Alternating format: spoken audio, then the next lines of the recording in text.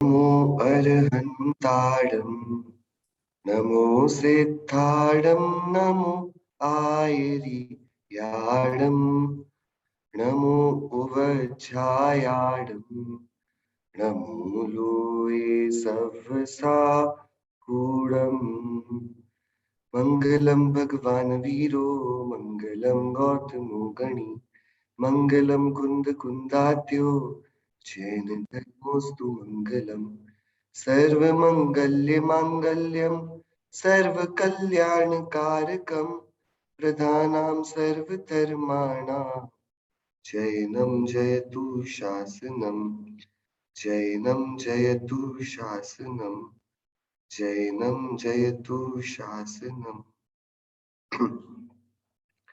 मोक्षमार्गस्य नेतारं वेत्तारं कर्मभूभृतां ज्ञातारं विश्वतत्त्वानां वन्दे तद्गुणलब्धये वन्दे तद्गुणलब्धये वन्दे तद्गुणलब्धये। श्री दशलक्षणधर महापर्व और उसमें हम सभी यहाँ पर उत्तम संयम धर्म की आराधना करने को आज एकत्रित हुए हैं। इसी बीच हम अपने जीवन को और भी निर्मल कैसे बनाएं, उत्कृष्ट भावनाओं के संचय से, उनके स्मरण से, दोहन से, उस हेतु हम लोग 16 कारण भावनाओं पर भी थोड़ी बहुत अपनी समझ बनाने का प्रयास कर रहे हैं। आचार्य उमा स्वामी देव, जो आचार्य कुंकुन देव के पट्टे शिष्य थे, उनके द्वारा रचित एकमात्र ग्रंथ श्री तत्वार्थ सूत्र, जो कि जिनागम को पूरा अपने अंदर पीकर बैठा है, उस पर 6वें अधिकार का ये सूत्र है। एक बार हम सूत्र पाठ से शुरू करेंगे। दर्शन विशुद्धि, विनय संपन्नता, शील व्रतेश्वनति चारो भीक्ष्ण ज्ञानोपयोग, संवेगौ शक्ति त्याग तपसी साधु समाधिर वैया वृत्तिकरण, मर्हदाचार्य बहुश्रुत प्रवचन रावश्यका परिहानि मार्ग प्रभावना, प्रवचन वत्सलत्वमिति तीर्थकरत्वस्य।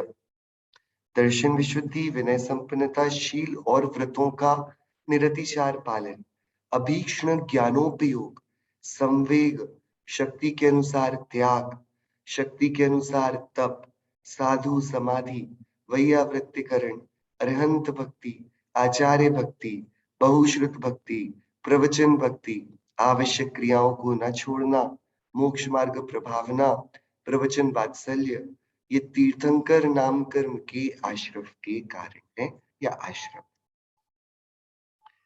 और इस पर हम सभी ने ये सबसे पहले निर्धारित कर लिया है कि बिना सम्यक्त्व के कोई भी आगे की क्रिया, कोई भी भावना, कोई भी मंद कषाय का परिणाम, वो संसार में सुख देने का कारण नहीं होता, और संसारातीत यानी मोक्ष सुख की तो फिर उसमें संभावना बनती ही नहीं।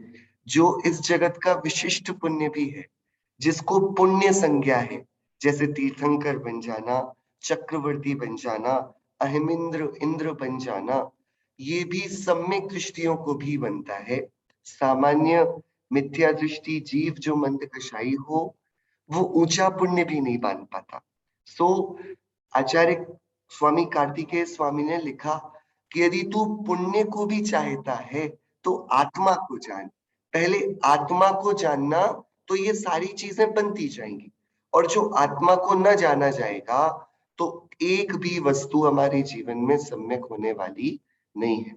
इसलिए दर्शन विशुद्धि भावना में हमने निर्दोष आत्मा की, और उस आत्माश्रित जो जीव है उसके जीवन में बाह्य कितना उसका सरल, कितना आकर्षक उसका जीवन होता है, ये वाली बात दर्शन विशुद्धि भावना में भाई। फिर हम विनय संपन्नता भावना में आए और हमने देखा कि जो हमारे गुरु हैं, आचार्य उपाध्याय साधु, जब वे भी समस्त गुणों के आगार होकर भी इतने विनयशील हैं, यह संस्तो वह सकल वांग्मय तत्व बोधा, दुद्भूत बुद्धि पटुभी सुरलोक नाथय, स्तोत्रय जगत त्रितय चित्त हरैरुदारे, स्तोषे किलाहम पितम प्रथमम जिनेन्द्रम। भक्तामर स्तोत्र में मानतुंग आचार्य दूसरे श्लोक में कहते हैं, हे भगवान, मैं आपके सामने क्यों नहीं झुकूंगा?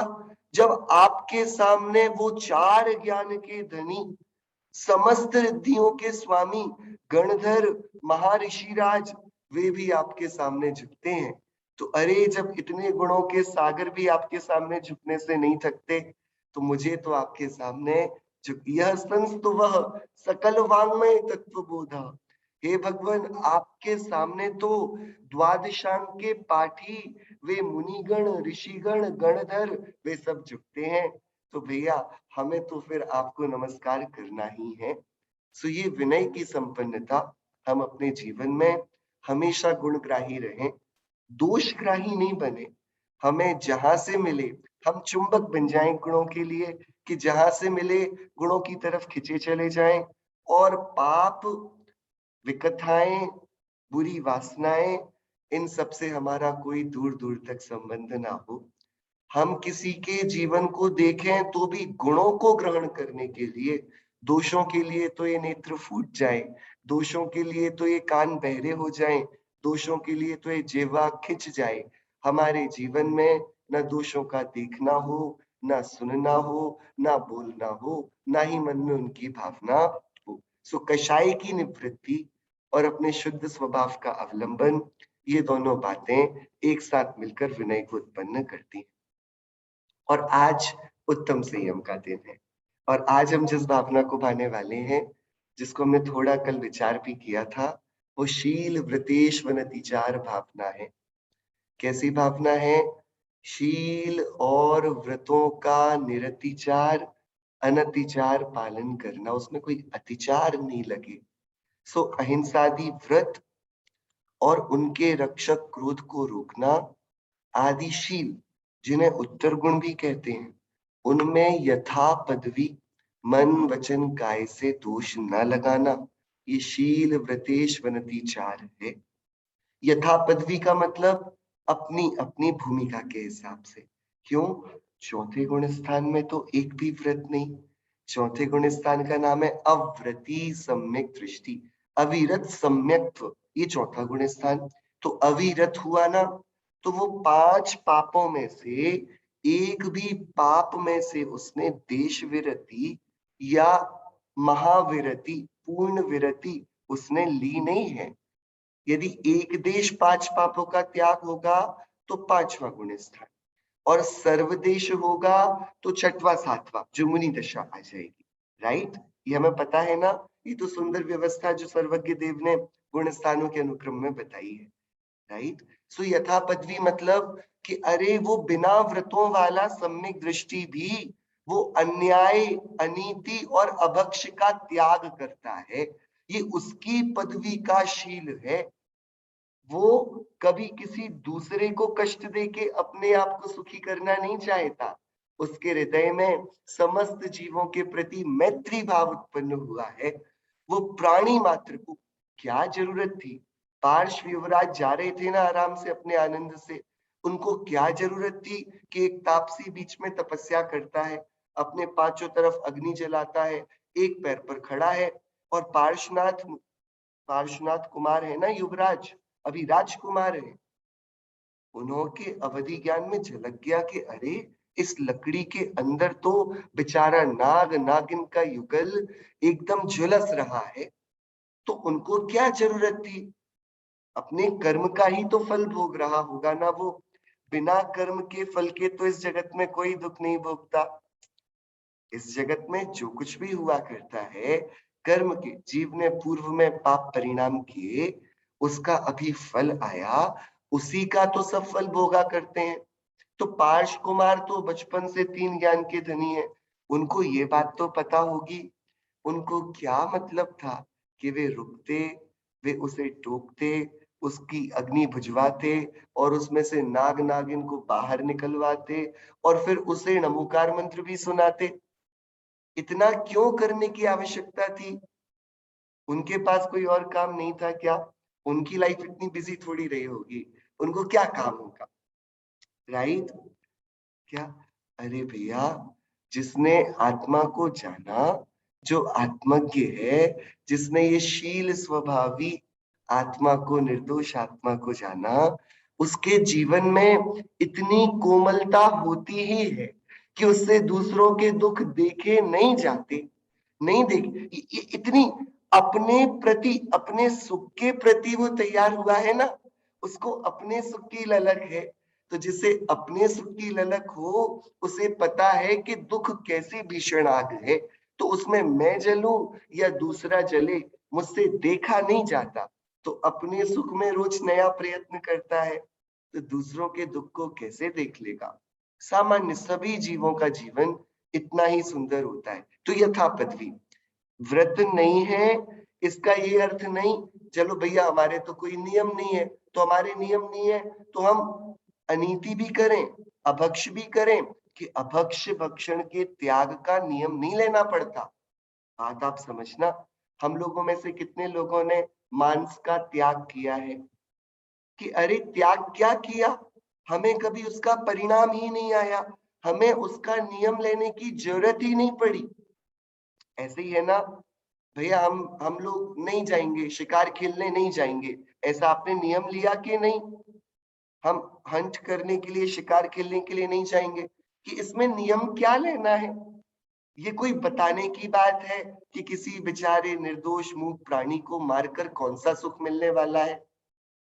तो नियम लिया आप लोगों ने इसका कि नहीं, कि अपने साथ कोई भी गन नहीं रखना है, कोई बंदूक लेके नहीं चलना है, ऐसा कुछ नियम लिया, कि अरे इन बातों को बिना नियम के पाला जाता है।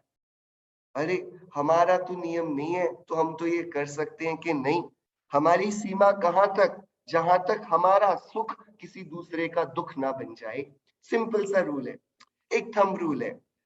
क्या, यदि हम जिनदेव के भक्त हैं, कैसे हैं जिनदेव, जिन्होंने न सिर्फ बड़े बड़े मनुष्यों को मुक्ति का मार्ग बताया, अपितु जिन्होंने एक इंद्रिय जीव के प्रति भी अभय देने का दिव्य उपदेश दिया। ऐसे जिनेंद्र देव जो सर्वलोक के हित का उपदेश देते हैं, ऐसे जिनेंद्र देव को यदि मैं मानता हूं, तो मेरी लाइफ का पहला थंब रूल है, मेरा सुख कभी इतना बड़ा ना हो कि वह दूसरों का दुख बन जाए। ऐसा सुख सुख नहीं होता, वो क्लेश का, दुख का कारण होता है। यही जीवन का संयम है, यही जीवन में संयम का आगमन है। कितना सुंदर संयम धर्म जो बताया वीतरागी देव ने, उसके दो भेद किए, एक प्राणी संयम और एक इंद्रिय संयम। शील की बात कर रहे हैं अपन, शील, प्राणी संयम और इंद्रिय संयम। प्राणी संयम क्या, कि अपने को आत्मा रूप स्वीकार कर अन्य को भी शरीर रूप न देखना, आत्मा रूप देखना। सब, मैं जीव हूं, सभी जीव हैं, मुझे एक कांटे की चुभन भी दुखी कर जाती है, तो मैं बिना देखे चलते हुए इसके ऊपर पैर रख दूंगा, तो ये तो पूरा मारा जाएगा। नहीं भैया, मेरा चलना ऐसा हो जिसमें किसी जीव का घात ना हो। मुझे कोई थोड़ा सा काट ले तो मुझे इतना दुख है, तो अरे किसी को मैं पूरा अपने भोजन के लिए मार दूं, नहीं भैया, वो तो पूरा जाएगा, मेरे से कैसे अभक्ष्य भक्षण होगा। एक एक प्राणी के प्रति इतना ज्यादा जागृत हो जाना, वो कौन हो पाएगा, जो अपने प्रति जागा है, जिसने अपने को चैतन्य प्राणों से जीने वाला, ज्ञान दर्शन का व्यापार करने वाला, सुख दुख का अनुभव करने वाला देखा है। उस जीव के जीवन में दूसरे प्राणियों का भी दुख आता ही है, उसको समझ आता है, उसको उन दुखों के प्रति संवेदना होती है। संवेदना पता है किसे नहीं होती, आप गिर जाओगे, आपके घर में चार लोग बैठे होंगे, आप उनके सामने फिसल जाइए, आप फिसलेंगे तो चारों के चारों उठ कर आएंगे। हाँ भैया लगी तो नहीं, क्या हुआ, अरे देखो, आप बोलोगे नहीं लगी, अरे कैसे नहीं लगी, इतनी तेज आवाज आई हमको, देखने दो हमें। क्या, तो जो आपके घर का फर्नीचर है वो उठकर आएगा कि नहीं आएगा आपको पूछने, आपको बचाने। आपके घर की दीवारें भी चिंता करेंगी कि नहीं, कि अरे दूसरों के दुख के प्रति कौन उदासीन होता है, कि जिसमें चेतना ना हो। संचेतना का नाम ही ये है, चैतन्य हो जाने का अर्थ ही ये है, कि अपने सुख का इच्छुक और दूसरों के दुख के प्रति संवेदनशील बनना। यही तो शील है, यही तो सुंदरता है। तो प्राणी संयम मतलब इस जगत में सर्वज्ञ देव ने 6 प्रकार के शरीर बताए। कितने प्रकार के? 6 टाइप्स की बॉडी होती है। बॉडी का टाइप चल रहा है यहाँ पर अभी, ठीक है। ह्यूमन बॉडी, एनिमल बॉडी ऐसा नहीं, ये मनुष्य का शरीर, तिरंज का शरीर ऐसा नहीं। 5 प्रकार की डिफरेंट बॉडीज होती हैं। एक वाटर बॉडी होती है, पानी, ये शरीर है, इसको जल काय बोलते हैं। इसमें जल कायिक जीव रहते हैं। ये एक टाइप की बॉडी है। पानी को पानी नहीं समझना, शरीर है वो शरीर। किसका? जल कायिक जीवों का घर है वो। एक होती फायर बॉडी। देखो वाटर और फायर कितने अलग अलग हैं। पानी यदि वो फायर के ऊपर पड़ जाए तो फायर बुझ जाएगी, राइट, आग। तो ये एकदम डिफरेंट नेचर की बॉडी हो गई ना। तो पानी की बॉडी अलग, ये एक टाइप है बॉडी का, कि कोई बॉडी तो पानी से बनती है, कोई बॉडी आग से बनती है, वो आग बॉडी है, बराबर। फिर कुछ होती है अर्थ, ये मिट्टी है, ये पत्थर है, ये पहाड़ है, ये अर्थ बॉडी है। ये भी बॉडी है, जहां हम चलते हैं, बैठते हैं, उठते हैं, घूमते हैं, ये सब क्या है? बॉडीज हैं। इसमें भी इतने से एक सुई की नोक बराबर जितने में असंख्य असंख्य पृथ्वी का जीव है भैया। हम क्या जानते हैं दुनिया में? सर्वज्ञ का देव, सर्वज्ञता के धनी देव, उनके केवल ज्ञान में ये सब आ गया। और संतों ने, वीतरागी आचार्यों ने हम पर अनंत करुणा करके उसे लिख दिया, तो हम इतना कुछ जान पाए। अपन को तो कुछ पता ही नहीं था। नहीं तो कौन बताए कि जल में, अग्नि में, पृथ्वी, पत्थर, पहाड़ में, इनमें जीव है।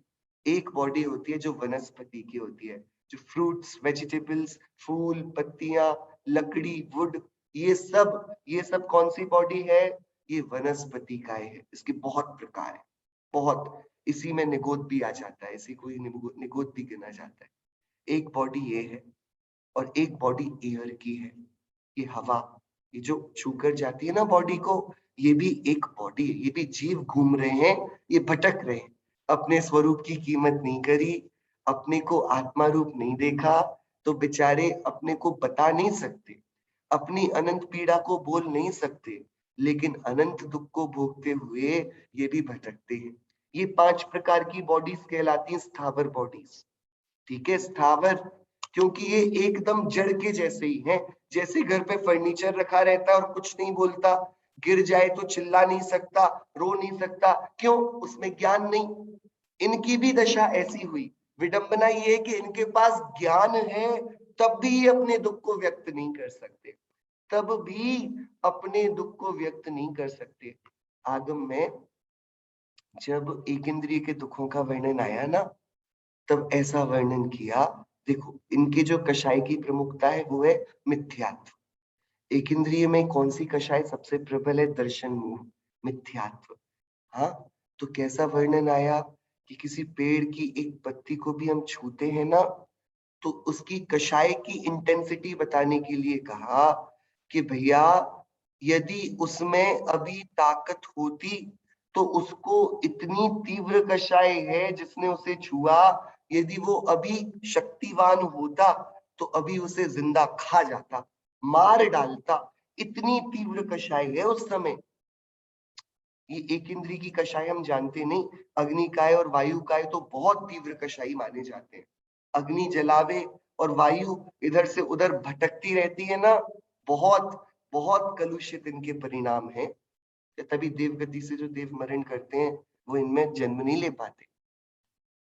एक इंद्रिय में भी देवगति, वायु और अग्निकाय में इतनी तीव्र कषाय है, देवगति के देव भी जिनमें थोड़ी वहां पर जन्म लेते हैं। सो ये 5 प्रकार की बॉडी, और इसके बाद एक प्रकार की बॉडी बची त्रस की। क्या किया आचार्यों ने? त्रसों में भेद नहीं किया। जैसी आदमी की बॉडी है ऐसे ही तो इस जानवर की है, क्योंकि आदमी की बॉडी को देखकर आदमी का ज्ञान हो जाता है, ह्यूमन बॉडी को देखकर ये ह्यूमन में पता पड़ जाता है। अरे एक छोटी सी चींटी को देखकर ये लिविंग बीइंग है, ये जीती है, जागती है, ये पता पड़ जाता है ना तुरंत। तो अब उसमें कंफ्यूजन की कोई बात नहीं है। पता तो इन 5 में नहीं पड़ता कि जीव है, तो आचार्यों ने 5 प्रकार की काया तो इनको बोला। और एक प्रकार का त्रस है। अब उसमें 2 इंद्रिय भी है, 3 इंद्रिय भी है, 4 इंद्रिय भी है, असंगी भी है और संगी भी है, ये सब है। लेकिन अब इसमें हम क्या ज्यादा एक्सप्लेन करें? देखना मुनिराज उसी में एफर्ट लगा रहे हैं जिसमें समझना जरूरी है, जो हम पहले से ही समझे हैं। क्या जो शिकार कर रहा है उसको मजा किस बात का आ रहा है? वो पेड़ पर क्यों नहीं कभी अपना निशाना लगाता कि अरे पेड़ तो खड़े ही है, इसको तो हम ऐसे ही भेज देंगे। ये जो चलता फिरता घूमता ये जानवर है ना, हम इसको निशाना लगाएंगे तब हमारी कोई महत्ता है। तो वो भी उसको जानता तो जीव है ना, तभी तो उसका शिकार कर रहा है। मैंने इसनों को मार दिया, इसमें गर्व करता है। नरक जाना है तो जैसी भवितव्यता होती है वैसे परिणाम होते हैं, इसको कोई बचा नहीं सकता। जिसकी दुर्गति ही होनी है उसके जीवन में ये क्रूरता के, हिंसा के परिणाम होते ही हैं। ये एकदम डेफिनेट है। क्या इसकी कोई पैथोलॉजी नहीं है? इसके कोई टेस्ट नहीं होते कि हम अगले भाव में किस गति में जाएंगे? आप तो सिंपल सा सेल्फ इंट्रोस्पेक्शन करिए, हमारे कैसे परिणाम होते हैं। हमारे परिणामों में भी कोमलता है कि दिन भर वही व्यापार, परिवार, लालच कि कैसे बिजनेस और थोड़ा एक्सपेंड हो, कैसे हम थोड़ा और, या फिर मैं और सुंदर कैसे दिखूं, मैं और एकदम स्ट्रॉन्ग बॉडी एकदम ऐसी होनी चाहिए कि जहां से गुजरूं सबके बिल्कुल सारे हेड्स टर्न हो जाए मेरी तरफ। कितने भी प्रकार के शारीरिक सौंदर्य की इच्छा हो, व्यापारिक वैभव की इच्छा हो, स्वास्थ्य लाभ की इच्छा हो, व्हाटसोएवर, ये सब टेस्ट है इंट्रोस्पेक्शन के लिए। हमें बता देंगे कि हम कहाँ जाने वाले हैं, ये तुरंत बता देंगे। तो किसी को 5 इंद्रिय के विषय भोगों में बहुत ज्यादा तृष्णा है, बहुत आसक्ति से, वासना से उसमें जाता है ना, कि भैया नहीं हमसे तो नहीं छूटता। हाँ, क्या करें? हमें पता है कि इसमें बहुत हिंसा है लेकिन हमसे छूटता नहीं, हम क्या करें? कि भैया तुम क्या करो? आचार्यों से पूछा क्या करें, पाप नहीं छूटता। तो आचार्यों ने बोला कोई बात नहीं, जन्म मरण कर, नरक आदि के दुख से और क्या करेगा। कोई उसमें कोई गड़बड़ी थोड़ी है। दुख ही तुझे होना है, हमें नहीं होना। तुझे चिंता नहीं तो हम क्या करें? इसमें क्या है भाई? अब तुम्हें ही नहीं होना सुखी तो हम क्या करें? हम तो तुम्हारी भवितव्यता का विचार करके समता रस और संसार की विचित्रता और कर्म की कर्मठता का विचार कर पाते हैं। क्या तो 6 काय, इनकी रक्षा करना ये शील है, ये अहिंसादि व्रत, ये एक एक व्रत ये आत्मा के ऊपर अनंत उपकार करने वाला है। ये आत्मा को दुर्दैव से, बहुत सारी विपत्तियों से बचा लेता है। ये प्रोटेक्टिव शील्ड है। ये बहुत क्या, जो फोन होता है, फोन उसके ऊपर जो आईपैड्स होते हैं, इन सब पर अपन कोई ना कोई कवर चढ़ा देते हैं, राइट? कभी गिर गया मेरे हाथ से तो टूटेगा नहीं। तो वो कवर फोन का पार्ट तो नहीं होता, वो ऊपर से लगाया जाता है। और उस कवर से फोन का एक फंक्शन भी नहीं होता, उससे फोन का कोई फंक्शन नहीं है। जो कवर या स्क्रीन गार्ड ऊपर लगा हुआ है, फोन से उसका कुछ लेना देना नहीं है। ठीक है? ऐसे ही जो ये व्रत होते हैं ना, ये आत्मा के धर्म नहीं होते, ये तो राग की पर्याय होती है। इससे संवर निर्जरा मोक्ष नहीं होता, ये तो एक प्रोटेक्टिव शील्ड है। आत्मा का धर्म तो एक वितराग परिणाम है। आत्मा, ये शुद्ध आत्मा, इसके शुद्ध दर्शन ज्ञान चारित्र ये धर्म है। आत्मा का उपयोग आत्मा में लगे तो निर्जरा, तो मोक्ष होता है। लेकिन भैया ये बाहर से भी तो कुछ प्रोटेक्शन चाहिए कि ये फोन, ठीक है फोन का काम नहीं करता लेकिन फोन गिरता है तो कोई तो बचाए उसे कि टूटे ना। कि हाँ, घोर विपत्ति में भी इस जीव के एक ही साथी है, उसका चारित्र, उसका संयम। देखो क्या लिखा पंडित दयानंद राय जी ने, शील सदा दृढ़ जो नर पाले, सो औरन की आपद टाले। कि अरे जो शील को पालता है हमेशा, वो अपनी और दूसरों की, सबकी विपत्ति को टाल देता है। क्या, कैसे? अपनी तो रक्षा करता ही है। और देखो वही वीतरागी मुनिराज के ऊपर उपसर्ग करें, श्रेणिक राजा ने यशोधर मुनिराज के ऊपर मरा हुआ सर्प डाल दिया। अरे मरा हुआ सर्प तो बाद में डाला, पहले खूंखार जंगली कुत्ते छोड़ दिए। अरे देखो उन कुत्तों पर कैसी आपत्ति आई थी। वे तीव्र कषाय की अग्नि में जल रहे थे कि सामने कोई मिले और हम उसे नोच डालें। और देखो मुनिराज ने उनकी आपत्ति को कैसे टाल दिया। मुनिराज को देखा कुत्तों ने, उनकी क्रोध की आपत्ति चली गई, वो प्रशम भाव को प्राप्त हुए, वो एकदम टकटकी लगाकर मुनिराज को देखते रहे। श्रेणिक राजा आग बबूला, अरे ये तो कोई मंत्र भी जानता है, ये तो कोई वैक्रिय की है। और उसने क्या किया, क्या करे कि बस वहीं एक सांप पड़ा था, उसको लिया और उनके गले में डाल दिया और चला गया। ठीक है, 3 दिन बीते, एक मृतक कलेवर, ये त्रस जीव का जो शरीर है ना, इसकी यही हालत है। चेतना जाती है, अंतर मुहूर्त में इसमें त्रस जीवों की उत्पत्ति होने लगती है। अंतर मुहूर्त में, क्योंकि अभी भी त्रस जीवों का तो एक घर है ही, बस ये कि अभी फ्लो चल रहा है। जैसे पानी बहता रहे तो जीव उत्पन्न नहीं होते, पानी रुक जाए तो जीवों की उत्पत्ति है। ऐसे अंतर मुहूर्त में इस शरीर में, क्योंकि अब खून ब्लड फ्लो रुक गया ना, अब कुछ नहीं घूमता, अभी तक सब घूमता रहता था, सब ठीक था। अंतर मुहूर्त में जो बेचारे छोटे छोटे त्रस जीव हैं, इल्लियां, सब कुछ उत्पन्न होने लगता है। भयंकर स्वरूप है इस शरीर का, जिसकी प्रेम में, जिसके आग्रह में हम अपने स्वरूप को भूल जाते हैं, हम शील का त्याग कर देते हैं, हम दूसरों को दुखी करने को तैयार हो जाते हैं। वो शरीर बड़ा बेकार है। तो वो मृतक शरीर सांप का, उसमें जीव उत्पन्न हुए।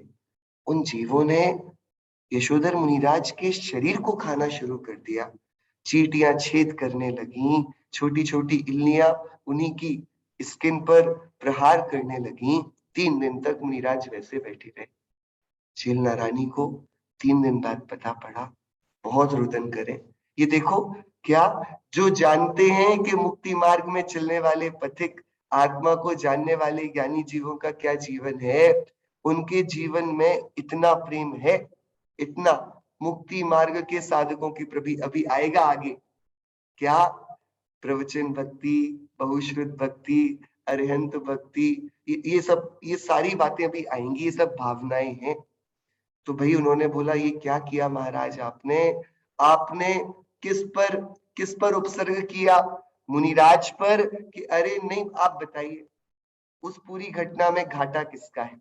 श्रेणिक राजा यशोधर मुनिराज पर उपसर्ग करके ताली पीटते हैं, अरे आज तो चेल्ला के गुरु से बदला ले लिया। ये बताइए उन्होंने बदला किससे लिया। तत्काल 7वें नरक की आयु बांधी, तत्काल। यही विडंबना है।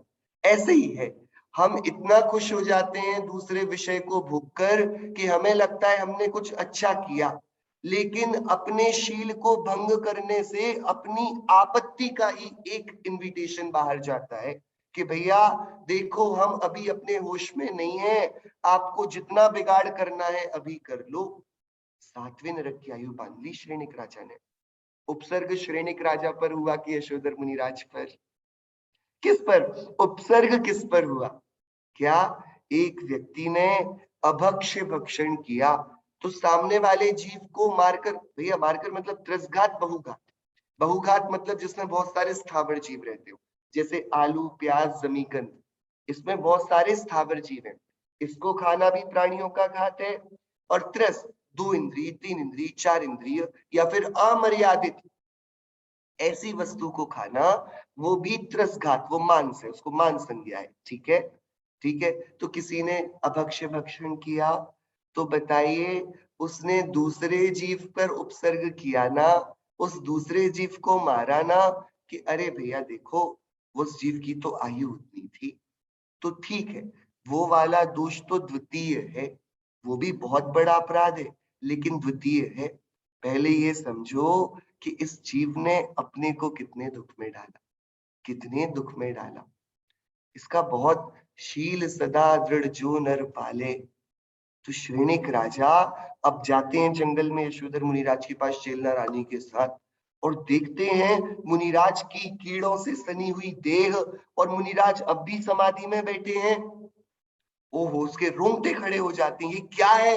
उसको आत्मग्लानि होती है, आत्मगर्व, ये मैंने क्या किया, अरे ऐसा कौन करता है, क्या ऐसे भी प्राणी जगत में होते हैं। जो अपने आत्मिक सुख के इतने प्यासे हैं कि अपने शरीर में कोई दूसरे का विरोध ना हो जाए तो ध्यान से उठते नहीं। सर्प को हटाना कितना आसान था यशोधर मुनिराज के लिए, बहुत भारी था इसलिए नहीं हटा पाए। अरे सिर्फ इतना ही तो करना था, हटाते, प्रायश्चित ले लेते, ध्यान में बैठते। 3 दिन से ना आहार को गए, ना हिले, ना शौच आदि के लिए गए, कुछ नहीं किया उन्होंने। हम थोड़ा तो विचार करें क्या हुआ मुनिराज के जीवन में। श्रेणिक राजा हक्का बक्का रह गया। चेलना रानी, अभय कुमार, इन लोगों ने उपसर्ग दूर, चेलना रानी वहां स्तुति पढ़ती नहीं, अभय कुमार उपसर्ग दूर करते हैं, राजा श्रेणिक भी प्रयत्न करते हैं, सहायता करते हैं। और फिर अब जाकर जब सब उपसर्ग दूर हुआ, सब हाथ जोड़कर चातक दृष्टि से मुनिराज को देखते हैं, सो मुनिराज की ध्यान समाधि टूटी। और अब वे उन तीनों को देखकर बोलते हैं, धर्म वृद्धि रस्तु, तुम्हारा अविनाशी कल्याण हो। अब जो बात थी, अब तो श्रेणिक के पैर के नीचों से जमीन खिसक गई। ये क्या, अभी तक तो अपने को धिक्कार रहा था, अब तो मुनिराज का आशीर्वाद उसको एकदम चुभ गया जैसे तीक्ष्ण बाण लगा। मैंने क्या किया और ये क्या करते हैं, मैंने इनके प्रति क्या किया और ये मेरे प्रति क्या करते हैं। ओहो, सैनिक राजा तत्काल एकदम सम्यक्त्व को प्राप्त हुआ, जैन बन गया भैया। देखो, मुनिराज ने अपने को चैतन्य रूप देखा, दैहिक परेशानी से अपने को दुखी नहीं देखा, तो देखो अपने उपसर्गकर्ता की भी आपत्ति को टाल दिया। अरे उसे समकिति बना दिया, 7वें नरक जाता था, पहले आ गया वो। क्या दूसरे की आपत कैसे टाली, अपने शील के प्रभाव से। अरे मुझे दूसरा कोई कष्ट कैसे दे देगा, मुझे कोई दूसरा कब दुखी कर पाएगा मेरी परमिशन के बिना। मेरी परमिशन के बिना मुझे कोई दुखी नहीं करेगा, और मैं दुखी होने की परमिशन क्यों दूंगा किसी को और अपने को। सो शील का अर्थ है, शील मेरा सुंदर स्वभाव, मेरे दर्शन ज्ञान गुण, मेरी चैतन्यता, ये शील है। इसमें इसको जगाए रखना, प्रति समय प्रसन्न रहना, आनंद में रहना, उत्कृष्ट भावनाओं को भाना, अपने स्वरूप का विचार, आचार्य उपाध्याय साधु परमिष्टियों की महाचर्या का विचार, अरिहंत और सिद्ध भगवंत के महागुणों का विचार, ये शील की भावना है। इससे न सिर्फ अपने आपदा से मुक्ति होती है, हम अपनी विपत्ति को टाल देते हैं, अपितु दूसरों की भी विपत्ति टल जाती है, दूसरों की भी। मतलब जीवन में नियम एक व्यक्ति लेता है, एक, और उस नियम का एक रिपरकशन, उसका एक बटरफ्लाई इफेक्ट कितना बड़ा होता है, कितना। मैंने नियम लिया है कि मैं अभक्ष नहीं खाऊंगा, मेरे कारण आप अंदाजा नहीं लगा सकते कितने जीवों को अभय दान मिला। हम विचार तो करें, नियम बड़ा छोटा सा हो, क्या किया, एक मछुआरा मछली पकड़ता था, तो एक दिन जाता था अपना जाल पीठ पे टांगे जंगल को, तालाब के पास, जंगल में। तो उस दिन उसका कोई महाभाग्य था, भैया महाभाग्यशालियों की बात है। ये वाली बातें जो अपन कर रहे हैं ना, आप समझो तो क्या नाम है 10 धर्मों के, क्षमा, मार्दव, आर्जव, सत्य, शौच, संयम, तप, त्याग, आकिंचन्य, ब्रह्मचर्य। दुनिया की डिक्शनरी में नाम खोजने में पसीना आ जाए। दुनिया में कौन क्षमा की बात करने को तैयार है। मार्दव का नाम आपने कहीं सुना है? दुनिया तो यही कह रही कि अपना नाम बहुत बड़ा बनाओ। मार्दव कहता है अपने को बड़ा देखकर भी विनयशीलता मत छोड़ो, अपने को छोटा मत देखना, तुम भगवान हो, परमात्मा हो, तुम्हारे अंदर पूरा पूरा अनंत गुणों का संप्रदाय है। ये तो दृष्टि, तब भी तुम्हारे पास है क्या, सारा गुण निधान तो पंच परमिष्टि पीकर बैठे हैं, तुम हो क्या। ये मार्दव धर्म है, अपने को छोटा देखना वो भी मान, अपने को बड़ा देखकर दूसरों को बड़ा ना देख पाना ये भी मान। ये हमारा कितना भाग्य है। हमें ये जो 10 नाम, ये 10 गुण जिनका सुनना भी जगत को दुर्लभ है, जगत में कौन बताता है कि भैया सरल बनना? जगत में तो सब चतुर बनने को बोलते हैं ना। भैया ऐसे सीधे काम नहीं चलेगा, थोड़ा टेढ़ा मेढ़ा होकर दुनिया धंधा चलेगा। हमें बचपन से बताया गया भैया नहीं, सरलता आत्मा का धर्म है। अरे टेढ़ा मेढ़ा चलकर आत्मा को टेढ़ा वक्र तिर्यंच गतियों में पहुंचाया जाता है, ये अपना कार्य नहीं। अरे लोभ करने से कुछ मिलता तो है नहीं, उल्टा अंतराय पड़ता है। तुम आत्मा की शुचिता को जान के शौच धर्म को अंगीकार करो ना। अरे तुम झूठ किससे बोलोगे? वस्तु स्वरूप तो नहीं बदलेगा। तुम बोल दो कि रात है तो रात कहलाएगा वो दिन, ऐसा तो होता नहीं। तो जैसा स्वरूप है वैसा पहचानो ना, अपनी बुद्धि क्यों लगाते हो? केवल ज्ञानी की वचन को प्रमाण करो। ये सत्य, ये संयम जीवन को ऐसा बनाओ कि तुम्हारा सुख किसी का दुख ना बने। तुम्हें देखते ही प्रकृति मुस्कुरा उठे, तुम्हारे जीवन में इतनी निर्दोषता हो कि क्रूर जीवों के परिणाम भी भद्र होने लगे। इतना सुंदर अपने जीवन को तो बनाओ। शरीर तो बहुत तुमने सजा लिया, तो तुम्हारे शरीर को देख के कोई प्रसन्न नहीं होता? या तो कोई ईर्ष्या करता है, या कोई प्रमोद करता है, उपहास करता है। ये शरीर की सजावट, ये सुंदरता नहीं, ये तो दूसरों को क्लेश का कारण है कि नहीं? किसी दूसरे को बहुत सजा हुआ देखकर या तो हमारे हृदय में लालच उत्पन्न होता है कि मेरे पास भी ऐसा कुछ अच्छा होना चाहिए पहनने को, मैं ऐसा क्यों नहीं दिखता, या ईर्ष्या उत्पन्न हो जाती है। प्रेम तो कभी उत्पन्न नहीं होता भैया, वो सब जो कुछ है वो कषाय है, विकार है। लेकिन देखो वीतरागी नग्न दिगंबर मुनिराजों की क्या निर्दोष दशा। उनके समक्ष जंगल के जीव, चाहे शेर हो, बाघ हो, सियार हो, क्रूरतम प्राणी हो, क्या टकटकी लगाकर एक साथ बैठे हैं। ये चित्र भैया सिर्फ जैन मंदिरों में मिलेगा कि एक ही कुंड में गाय और शेर पानी पीते हैं। गाय का बच्चा शेर का दूध पीने चला जाता है, शेर का बच्चा गाय का दूध पीने चला जाता है। ये बात कहीं और सुनने मिल पाएगी हमें? महाभाग्य है हमारा। ये शील, संयम, तप, क्या भाई, दुनिया जहां भोग सामग्री इकट्ठी करने में लगी है, हमने उसका उत्सर्ग कर दिया। दुनिया जहां शरीर की शक्ति बनाने में लगी है, रोज वॉक हो रही है, रोज जिम जा रहे हैं, सब हो रहा है, वहां हमने आत्मिक शक्ति को बढ़ाया। कैसी एकदम उल्टी गति है। दुनिया जहां सब कुछ ग्रहण करने में लगी है, हमें त्याग, न सिर्फ बाहर की वस्तुओं का, अपितु अपने दोषों का, अपनी पाप वृत्ति का, कषायों का, ये भी त्याग करने को बोल दिया गया। और फिर बोला गया, अरे तुम त्याग का भी घमंड मत करना, तुम्हारा एक आत्मा को छोड़कर था क्या? अकिंचन्य, तुम अकिंचन्य हो, तुम्हारा किंचित मात्र भी कुछ नहीं है। अरे तुम पहले से ही पूरे हो, नया कुछ चढ़ा नहीं, और तुम अपना कुछ कम नहीं कर सकते। तो अपने को एक गायक भाव, एक भगवान आत्मा देखो ना भैया। और तुम जो अपने को एक देखना तैयार करोगे, वही ब्रह्म की चर्या होगी, वही जीवन में अनंत सुख का प्रणयन होगा, वही जीवन में आनंद के गीतों का बजना होगा। ये ब्रह्मचर्य। दुनिया को ये 10 नाम सुनने नहीं मिलते, और हमें तो इनकी आराधना करने का पुण्य मिला है। हम अपने महाभाग्य की कीमत आंक नहीं सकते, वो भी इस कली काल में। हम ऐसी सुंदर चर्चाओं में बैठते हैं, हम इतने सुंदर जिनदेव के रूप को निहारते हैं, हम गुणों का उच्चारण अपनी जिह्वा से करते हैं, उनके गुणों को अपने कानों से सुनते हैं, उनकी निर्दोष वृत्ति को अपने नेत्रों से देखते हैं। ये कोई अपूर्व भाग्य है, सामान्य नहीं है। कि हम अपने को छोटा नहीं माने क्या? तो वो मछुआरा जंगल जाता था, और उसको एक दिन क्या कालब थी, क्या, जिसका पलटना होना योग, जिसके जीवन में अच्छी आनंद की ऋतुओं का आगमन हो, उसका स्वतः ही पलटता है। नहीं तो जंगल में शेर को समझाने मुनिराज उतरे, ये तो चमत्कार ही है ना।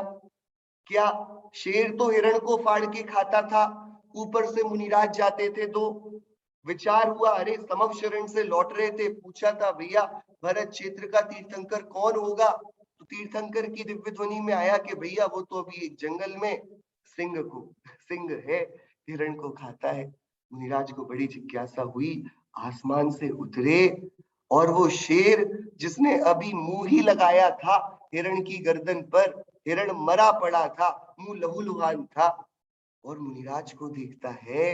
अरे, मुनिराज के शील को देखकर उसके अंदर की आपत्ति टल गई, एकदम प्रशन्नता को प्राप्त हुआ। मुनिराज बोलते जाएं, वो सुनता और देखता जाए, आंखों से झरझर आंसू टपकते जाएं। अरे, मैं क्या करता हूँ, मैं कौन हूँ और अपने को क्या मानता हूँ। तत्काल भेद विज्ञान हुआ, सम्यक्त्व ले लिया। अरे, सम्यक्त्व क्या लिया, उसने जीवन में व्रतों को, श्रावक बने को अंगीकार किया। शेर ने शेर ने तो क्या बड़ा शेर था, भीम का एक विशाल शेर, कि वो जिस तरफ से निकल चले ना, उस तरफ के प्राणी अपने आप पीछे छुप जाएं। तो अब शेर को इतनी ग्लानि होती कि अरे बताओ, मैं क्या करता था, मेरे से इतना ये लोग डर गए हैं कि अब मैं इनके सामने भी आता हूं तो छुप जाते हैं। तो उसको बड़ा क्लेश हो, देखो ये, और इनकी आपट टाले। तो शेर ने बोला, नहीं भैया, अब इनको मेरे से कष्ट हो ऐसा मैं काम नहीं करूंगा। उसने प्रतिमा योग धारण कर लिया, एक शिला के ऊपर शिला जैसा बैठ गया, हिलता ही नहीं। मेरे हिलने से इनको क्लेश है, भय है, सो मैं तो इनको अब मारने वाला हूं नहीं, लेकिन फिर भी इनको समझाए कौन, मैं इनके दुख का कारण क्यों बनूं। सो और इनकी आपट टाले, दूसरे के भय का भी कारण मैं ना बनूं, इतना निर्दोष, इतना सुंदर मेरा जीवन हो। ऐसे वो शेर, क्या खूंखार शेर, अब कैसी दशा दिशा दशा पलट गई ना पूरी, दृष्टि बदलते ही देखो कैसा हो गया वो शेर। अब धीरे धीरे बड़ा डर के एकदम वैसा पड़ा ना, तो धीरे धीरे सब धीरे धीरे चेक करने आए, भैया जिंदा भी है कि मर गया। तो पक्षी उसके ऊपर धीरे धीरे बैठे, कुछ नहीं हिले वो। फिर वे पक्षी उसकी स्किन पर चोंच मारे, नहीं हिले।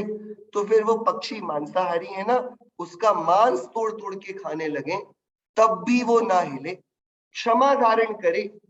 भैया, शील व्रत की भावना समझ में आ रही क्या होती है। हमारा जीवन हमारा नहीं रहे, वो दूसरों का हो जाए, हमारे पास एक हमारा चैतन्य आत्मा बचा रह जाए, वो काफी है, पर्याप्त है। ये शरीर तो वैसे भी छूटना है, तो इस अर्थ किसी दूसरे का भला हो सकता है तो हो जाए। वो शेर वहां पर उत्तम क्षमा, उत्तम शील, उत्तम सम्यक्त्व, इन सब की बहुत भावना भाता हुआ, वेद ज्ञान करता हुआ समाधि को प्राप्त हुआ। हिला नहीं, भोजन करने को नहीं किया, कुछ नहीं किया उसने।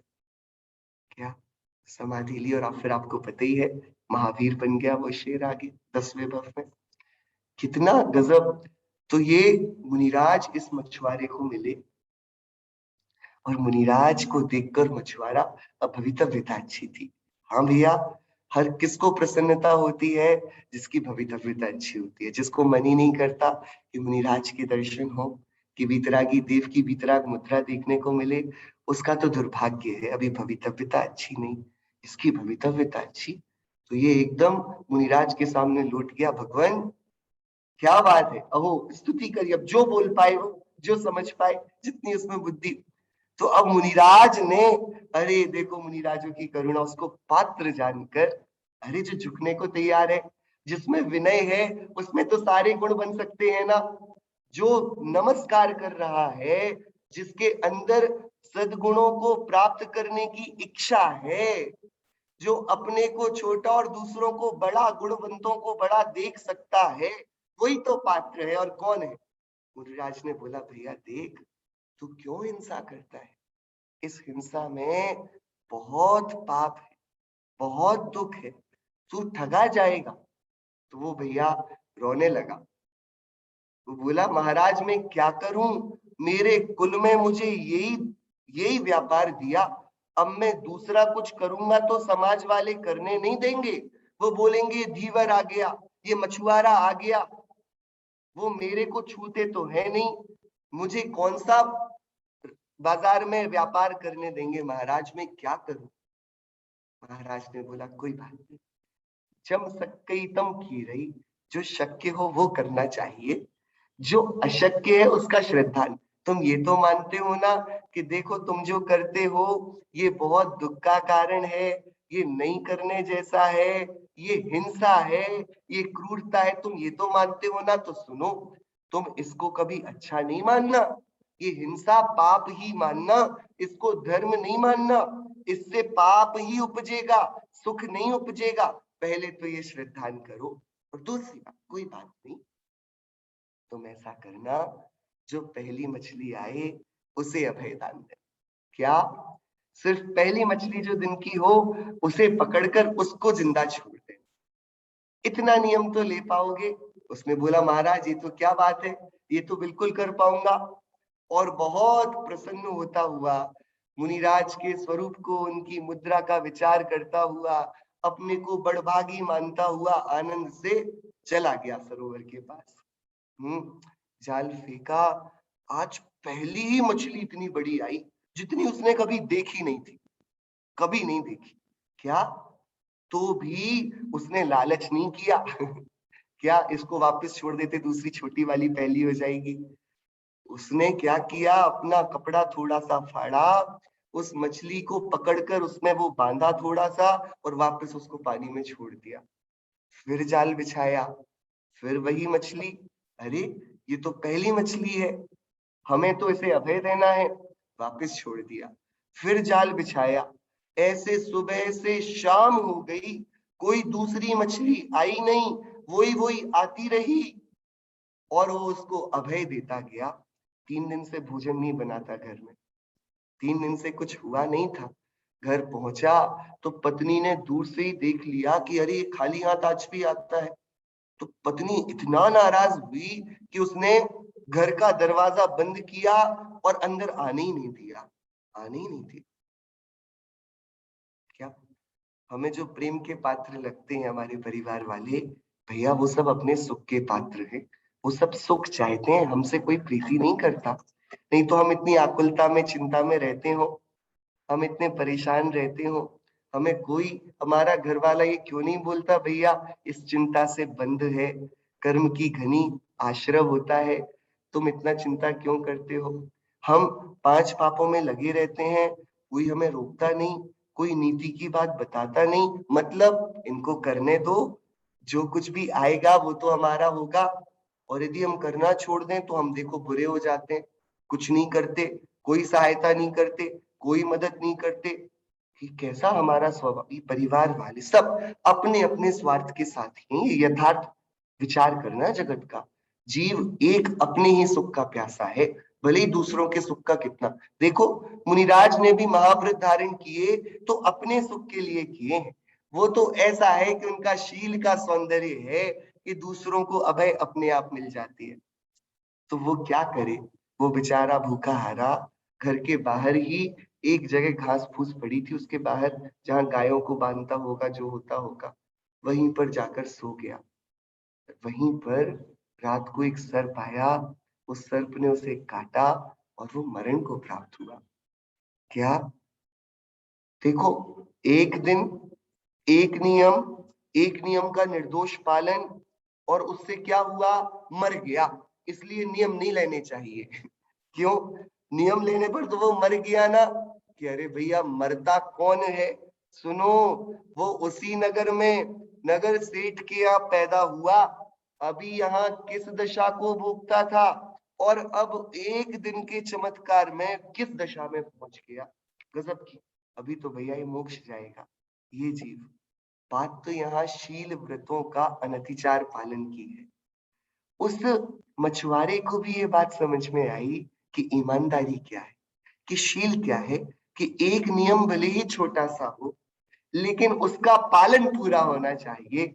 शाम हो गई, रात हो गई, लेकिन एक मछली को उसने अभयदान दिया। अब इसके आगे की कहानी बहुत सुंदर है, लेकिन वो अभी इस भावना का विचार है नहीं। क्या? शील जो दृढ़ करके हमेशा पालता है, वो दूसरों की आपदा टालता हुआ दिखता है, लेकिन वो अपने को, स्वयं को सुखी कर लेता है। वो अपने को अभय देता है, स्वयं को, स्वयं को अभय देता है, दूसरे को नहीं देता। इस दुनिया में दूसरे के लिए कोई कुछ नहीं करता, सब अपने लिए किया करते हैं। जो पाप भी करते हैं वे अपने सुख के लिए, और जो धर्म भी करते हैं वो भी अपने सुख के लिए। पाप करने में दूसरों का दुख भी निहित है, धर्म करने में दूसरों का सुख भी निहित है। बस ये संबंध है। सो यथा पदवी मतलब हमारी जो भूमिका हो उसके हिसाब से हमें जीवन में 5 पापों से निवृत्ति लेनी चाहिए। क्या हम सबको अनीति का तो त्याग करना चाहिए। हमसे ऐसा कभी ना हो। इस दुनिया में लोगों का जो एकमात्र प्राण बचा है वो धन है, पैसा, उनका वैभव। वो अपने प्राणों से भी अधिक अपने वैभव को चाहते हैं। हम किसी को ठगे नहीं, हम किसी के प्रति बेईमान नहीं बने।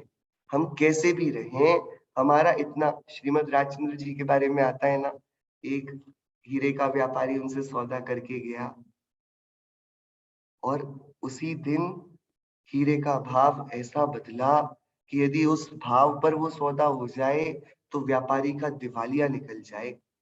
बहुत सोचा उस व्यापारी ने, क्या करें क्या करें क्या करें। बहुत हिम्मत करके गया कुछ दिनों बाद श्रीमद जी के पास। श्रीमद जी उसका हीरा हाथ में ही रखे थे उसके सारे, उसको दे दिया।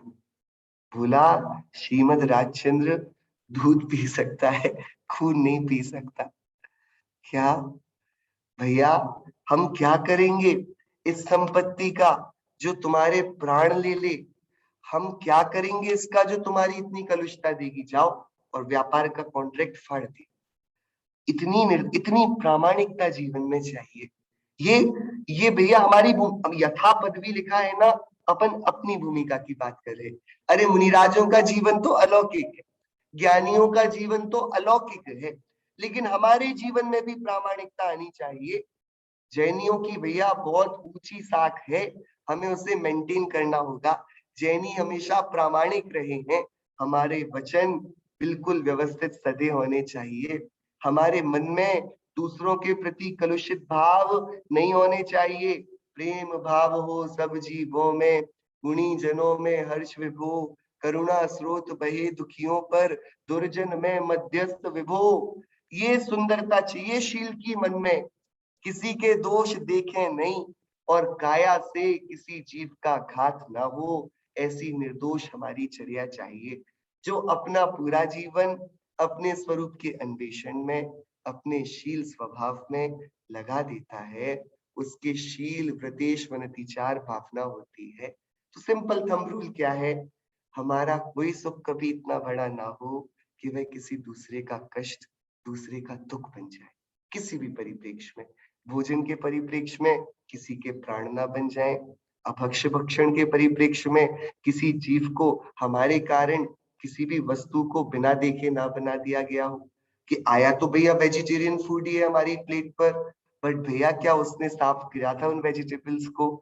उसमें कोई छोटे छोटे कीड़े तो नहीं थे जो गर्म पानी में डालते ही उबल गए हो और अलग हो गए हो और उसने छान कर वो सारी वस्तुएं बना दी हो?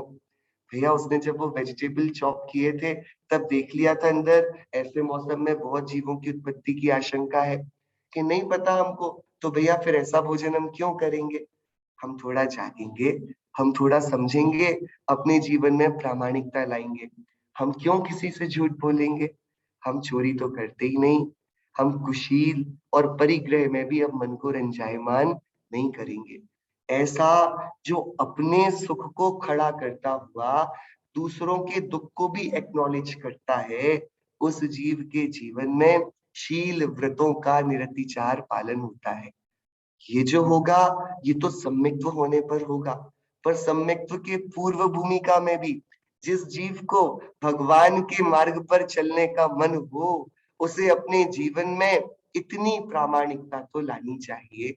हमारे अन्याय का, अनीति का और अभक्ष्य का, इनका त्याग बिना प्रतिज्ञा के ही होना चाहिए। प्रतिज्ञा ले लें तो सोने पे सुहागा, लेकिन प्रतिज्ञा नहीं है ये बहाना नहीं होना चाहिए कि हमें ये अलाउड है। नहीं नहीं, क्यों?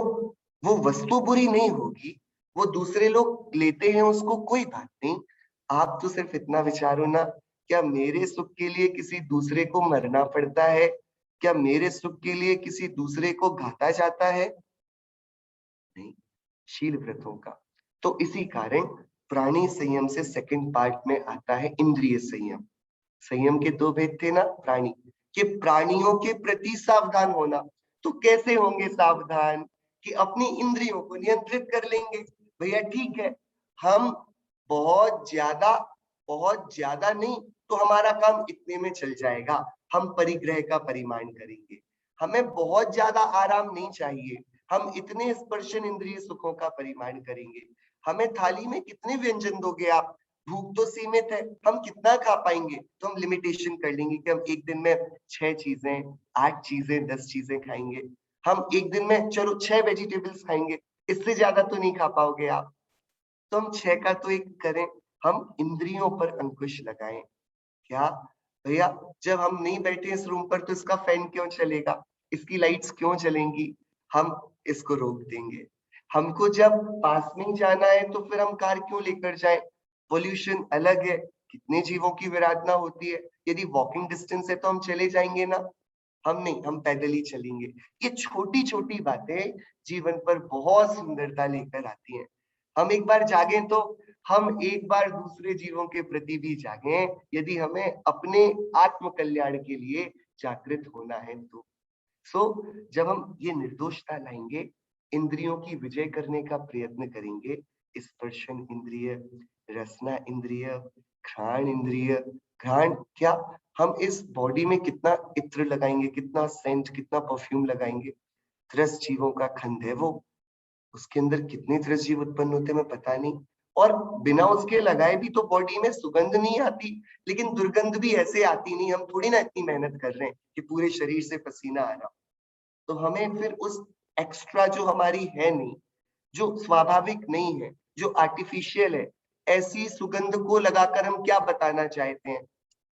क्या कि हम इंफीरियर हैं, हमें थोड़ा कॉम्प्लेक्स है कि नहीं नहीं नहीं, मुझे ऊपर से कुछ और चाहिए। कि सारा श्रृंगार, सारा ऊपर का जितना भी हम अपने जीवन में शरीर में लगाते हैं, सारा उपटन, ये सिर्फ एक ही तो प्रयत्न है कि हम अपने को शरीर रूप देखते हैं, इसलिए शरीर की सुंदरता का विचार करते हैं। अब हम ऐसा नहीं करेंगे, हम अपने को आत्मा रूप देखेंगे और हमारी सुंदरता होगी क्षमा से, हमारी सुंदरता होगी विनय से, हमारी सुंदरता होगी उदारता से, परोपकार से, मैत्री से। हम सबके सुख में, सबके दुख में खड़े होंगे ना, ये हमारे कैरेक्टर की सुंदरता होगी। ये परफ्यूम से थोड़ी हमारा कैरेक्टर महकने वाला है। हम ऐसा थोड़ा घ्राण इंद्रिय पर भी नियंत्रण करेंगे। हम चक्षु इंद्रिय पर ऐसी कथाएं, ऐसी कहानियां, ऐसी वस्तुएं नहीं देखेंगे जिनसे हमारे हृदय को क्लेश होता हो, जिनसे कषायों की आत्म भक्ति हो। हम इतना कंट्रोल कर सकते, अच्छा अच्छा हम सब देख लेंगे ना, बुरा क्यों देखेंगे? और हम परिग्रह का भी, हम कर्ण इंद्रिय से भी सिर्फ जिनदेव के वचन सुनेंगे, अपने हित की लोरियां सुनेंगे। ऐसा जिसके जीवन में इंद्रियों का प्रारंभिक अंकुश भी होगा, उसके जीवन में, उसके जीवन की सुंदरता अलंघ्य होगी। उसके जीवन जैसा सुंदर प्रामाणिक जीवन किसी का नहीं होगा। उत्तम संयम के दिन हम बहुत बहुत भावनात्मक रीति से शील व्रतेश वनतिचार भावना को पाएं और अपने जीवन को सही मायने में पवित्र करें, सुंदर करें। इसी मंगल भावना से जिनवाणी स्तुति करें।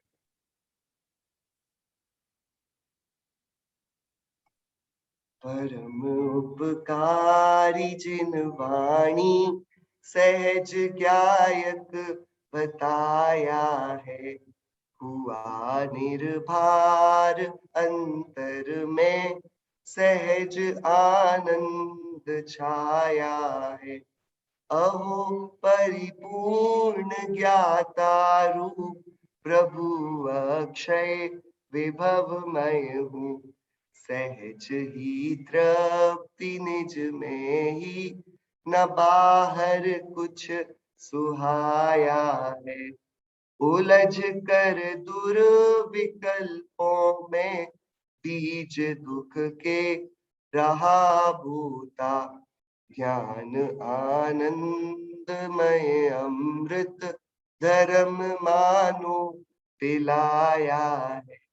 नहीं अब लोक की चिंता, नहीं है उर में भय किंचित, ध्येय निष्काम ध्रुव ज्ञायक, अहो दृष्टि में आया है।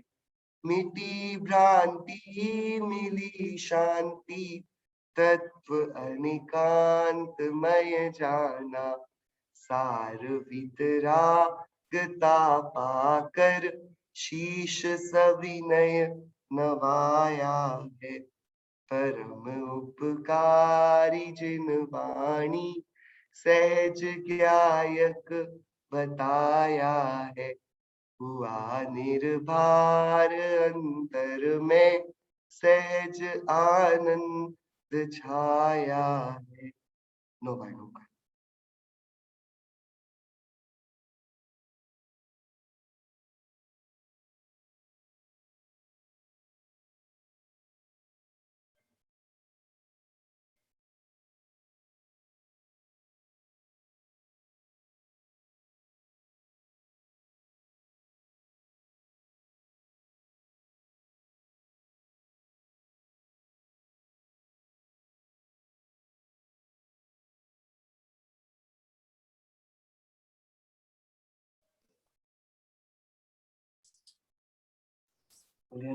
पुत्रा वंश तरफ जिनेंद्र बाबा की जय हो। जय हो। रानी माता की जय हो। जय हो।